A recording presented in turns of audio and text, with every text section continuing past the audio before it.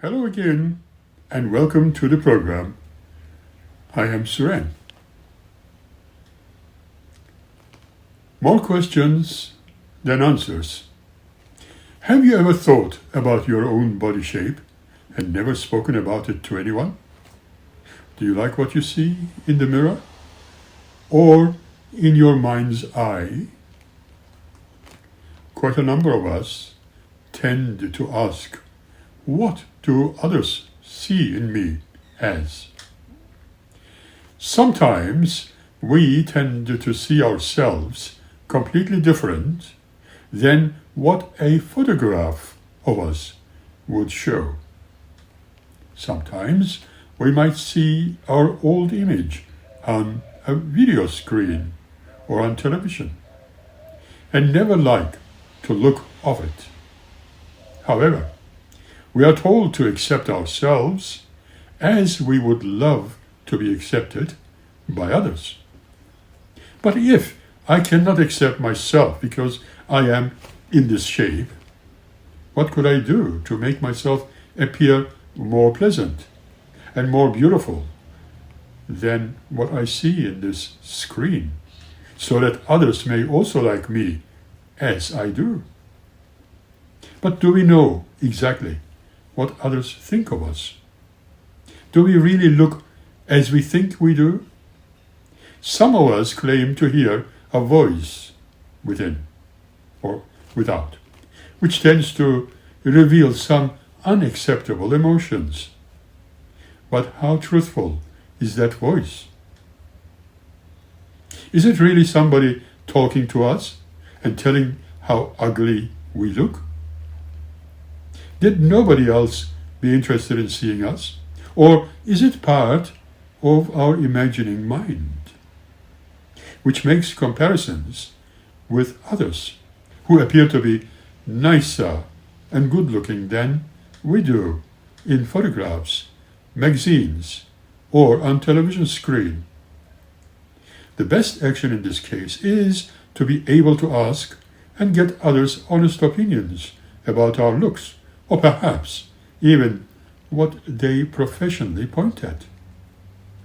Would a different hairdo or a different clothing help us look the way we would like to look? It may take years to realize that we need to accept ourselves first before making the best of our looks. However, for every one of us, the answer to that question would be most certainly different. However, it is quite interesting to see only the distortions, and so hard to bring an image of a reality closer together, especially for women. I would say in full agreement with Gloria Steinem, the psychologist, that the first step should be for us to realize that our body image is not the reality, because it often departs from anything that might be considered as being the objective reality. Sometimes women would be asked, in a hospital for instance, to estimate the width of a box by duplication or duplicating it on a bar with movable margins, as it happened once in a London hospital, apparently. And they were right on the target. But when they were asked to estimate which of their own bodies at bust waist and hip level, they all overestimated their conclusions by about 25%. Even those who were at their ideal weight and under some medical standard felt that they needed to lose weight. When comparing these results with the parallels within the study of women who happened to be believing in binging on food and then probably purging by vomiting. Yeah, and which I would call abnormal. Not more likely to overestimate their body size than those normal ones. In many ways, particularly women with eating disorders or body which doesn't belong to a special category, however, those with very extreme responses to a culture which emphasizes being seen an impossible standard of appearance for themselves instead of health and individuality.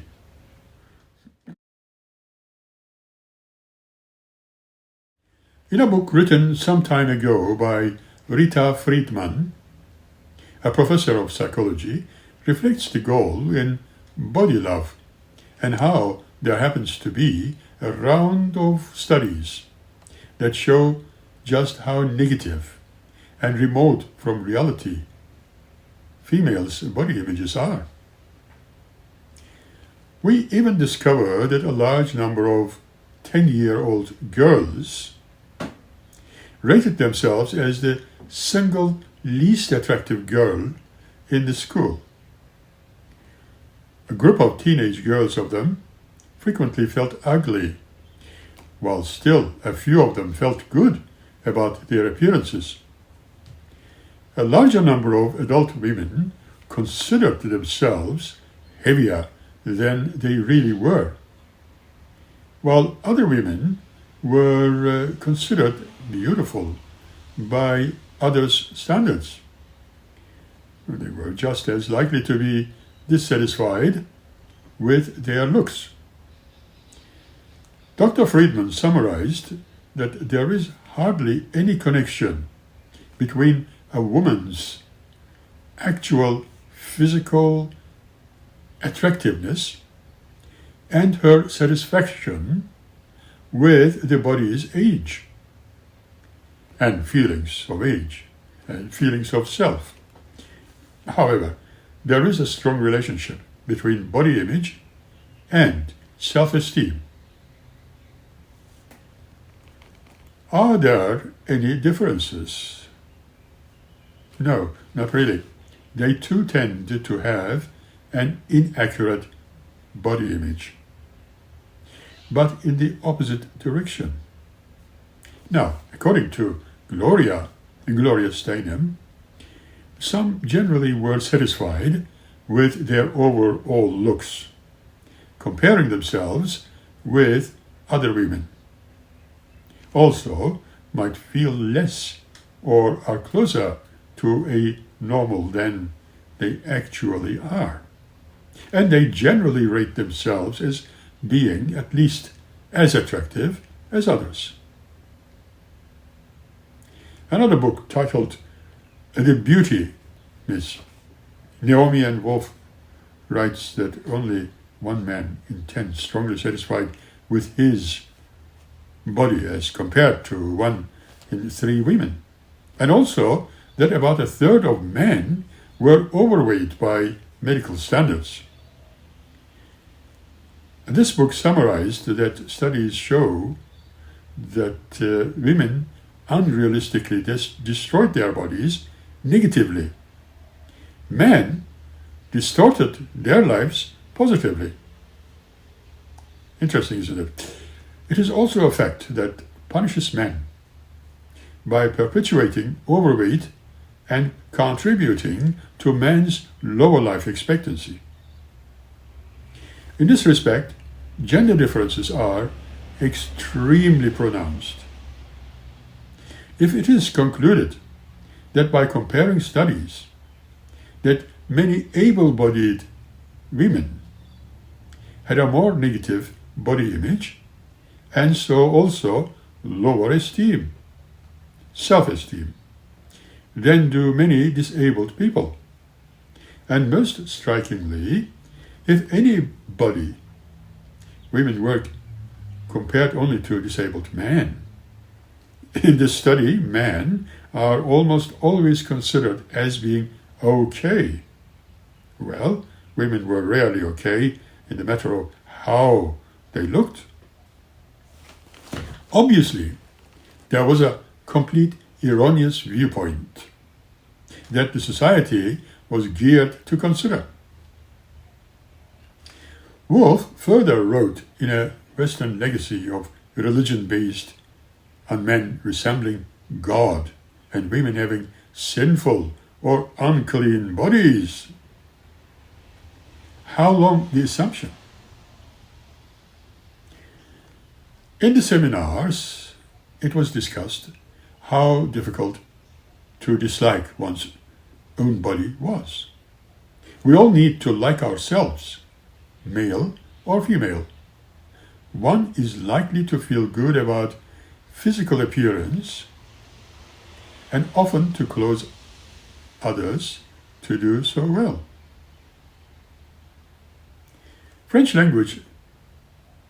In French language, I should say, there is a very nice terminology.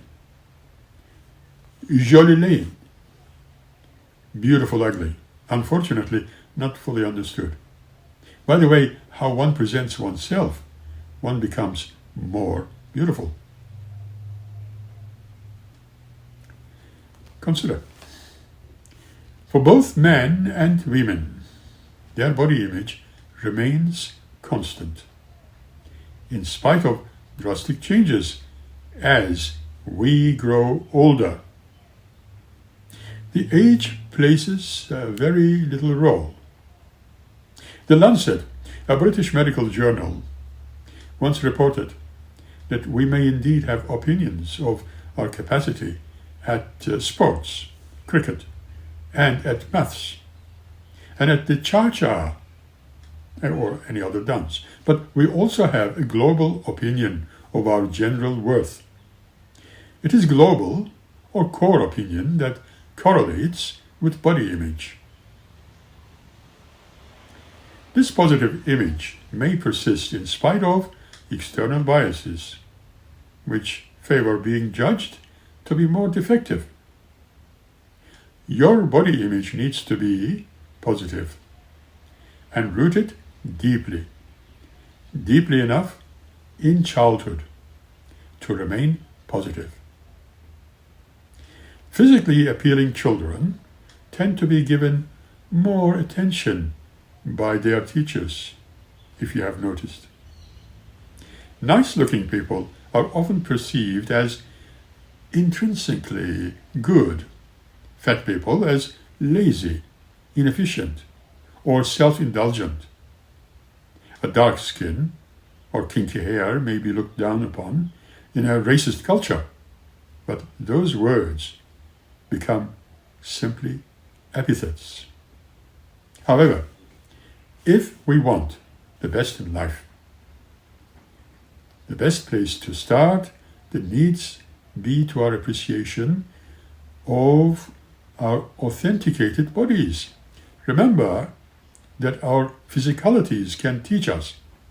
Naturally occurring signals can show us how to deal with and ultimately what to do when facing the prospect of aging. To start, it can be turned into virtue, or we can create a state of unhealthy denial. We all have some idea of future, but when we keep on maturing, we may face unexpected issues we need to deal with. As with my own early stages of cancer diagnosis, for example, and I had to accept my changing future. I considered myself truly lucky, for I am still here with a definite purpose, and happy that I have dealt with that. unexpected surprise element, once for all. I learned that fear of aging was the fear of new stages of existence. Now, I realize that as our bodies know their transitional times are leading us into states of being positively or negatively inclined. It does not discriminate any gender. One other addition to my maturing individuality was being always hopeful and always positive about the outcome of circumstances and dealing with multiple projects I personally created. Aging is not a death sentence, and as we discover along the pathways of life, for it is the realization of having a body with all its senses.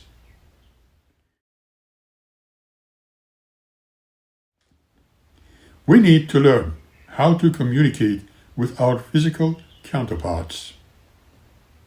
Imagine now looking at the mirror image and telling it how much you love that person you are talking to. If we bless and love our bodies, they in turn will bless and love us back. Question: why does romance often start at a physical distance, crossing across the psychic chasm, and race but thriving on death and separation? Think about it.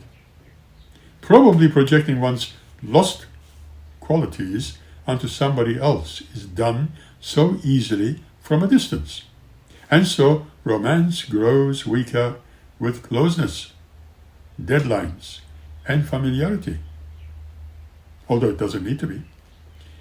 The reason can be, or even giving us, the rest of our unique self. Many women need romance more than men. Some human qualities are labeled as masculine and a few as feminine, but women have an even greater need to this, projecting the life of themselves into another human being. While it lasts, romance may bring such an explosive feeling of merging, melting, and losing boundaries.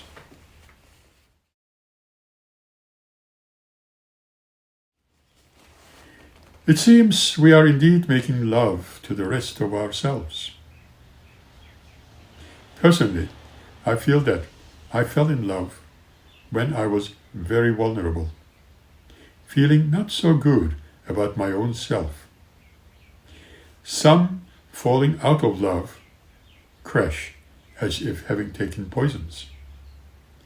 Why is that so? Well, shared values, working out together, friendship, and indeed anything is very likely to lead you to a lasting love. Then the usual romance, although you might think that this remains different. Do you need to wait to make basic decisions in your life, the ones needing to be by your future partner? Do you worry about pleasing or improving him or her, then pleasing and improving yourself? Are you prone to a lot of eating and drinking? If the person you are in love with could change his or her problems, would your problems be solved also? Is your sense or well-being determined more by the state of your love than your own life? If your answers are yes to these, you are playing your role where romance blooms at a distance and diminishes eventually with a certain amount of pain. If you give yourself up and all devoting and surrendering yourself with something habitually, romance can become an addiction. And it is a cycle that repeats over time, perhaps not much different than alcohol addiction. But it is expanded to include other addictions as well.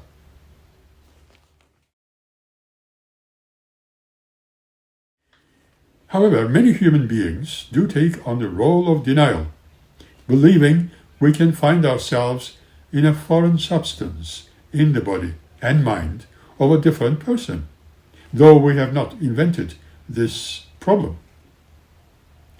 Just consider for a brief moment.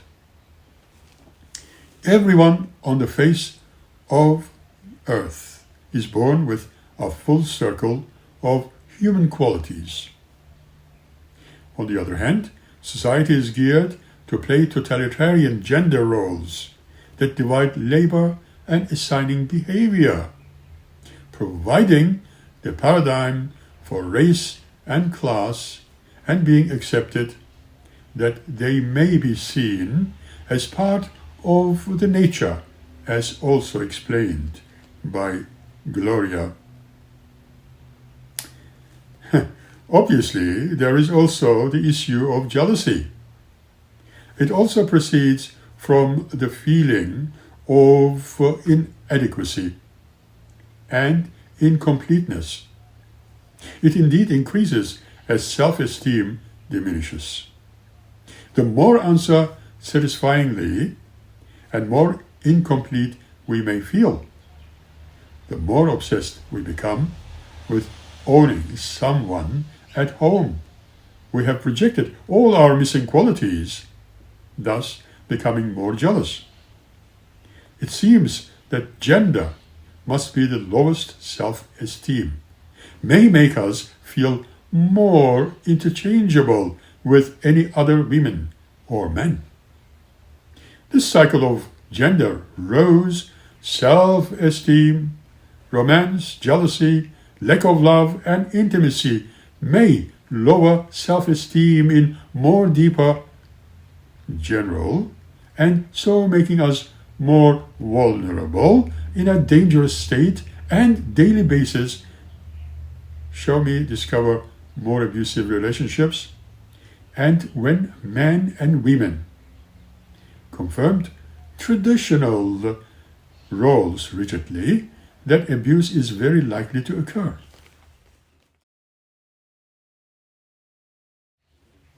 Abusive gender arrangements structuring intimacy between males and females generally example simplified, keeping the female partially fearful of the mood and approval of the male half is perpetuated the gender politics. Believe it or not. Patriarchy seems to require violence and subliminal threat of violence in order to maintain itself.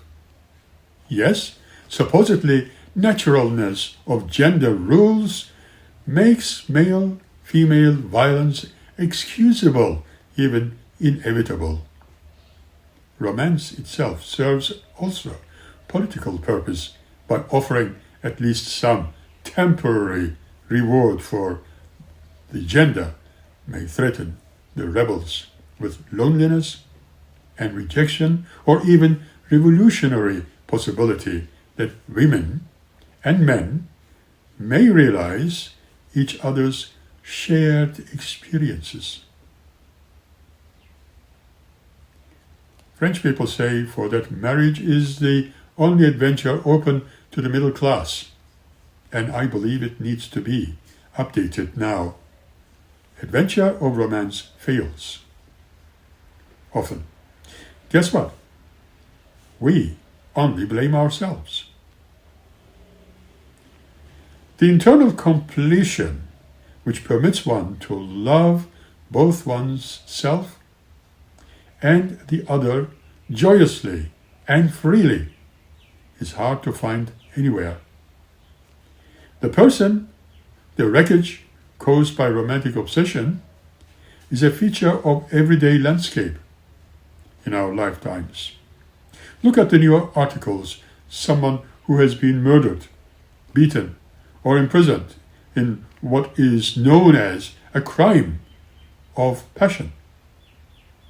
The most dangerous situation for a woman is not an unknown man in the street or even the enemy in wartime, but unfortunately it is a husband or even a lover in the isolation of their own homes. And that is what the news is all about today. Although, as it has been said, women mainly become violent in self-defense or defense of their children, the power of romantic obsession is great, and women are so much more subject that even feminine non-violent conditioning can be overcome as a child. I have experienced this situation between my mother and father, and my father had been attempting always to hurt and hit my mother. That created a feeling in me that he should depart and disappear forever. However, my mother defended herself well and protected us, her beloved sons. Here is yet another question. Could self-esteem cause the drying up of romance? The answer given by several psychologists is in current form.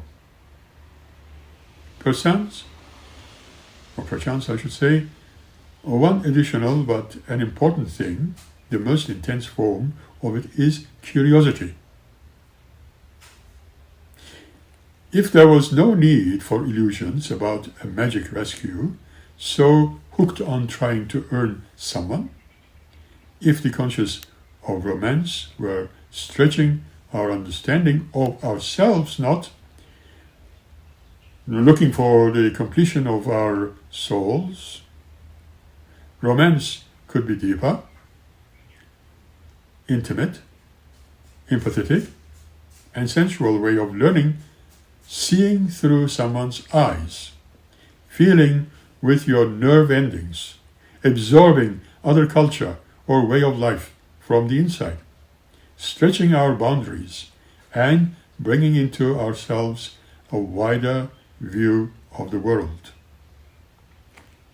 As Gloria says, if there were equality of power and high self-esteem come on women and men, or between two lovers of the same gender, both could have the pleasure of learning and of teaching in this all five senses way, without feeling incomplete, abandoned when romance has run its course. It remains same on the experiences much written about by mostly misunderstood. Some psychologists compare the symptoms as mood swings or distortions of reality to those of many depressive disorders, which is, in many cultures, sacred form of insanity. Sacred cows in India, for example. Finding ourselves can bring more excitement and well-being and young as anything, even romance, has to offer.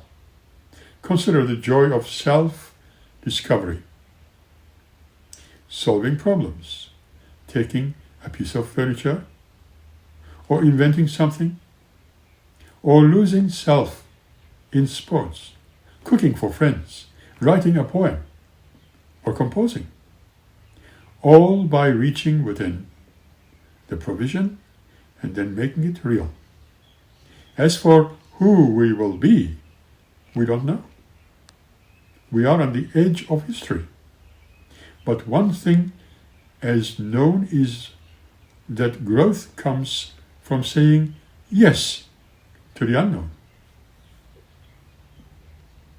And the choices made are very clear. Who could not say yes to the whole self in the middle of discovering more? Personally, what you need to do is to get there. As it is said before, write down, if you like, in whatever order or form they come to you, all the things you want in an ideal lover, the one all about love. What about the universal I? What I call myself, not the I that we use seeing. Ellen Watt wrote, "We do not come into this world, we come out of it, as leaves from a tree, as the ocean waves, the universe people. Every individual is an expression of the whole realm of nature, a unique action of the total universe."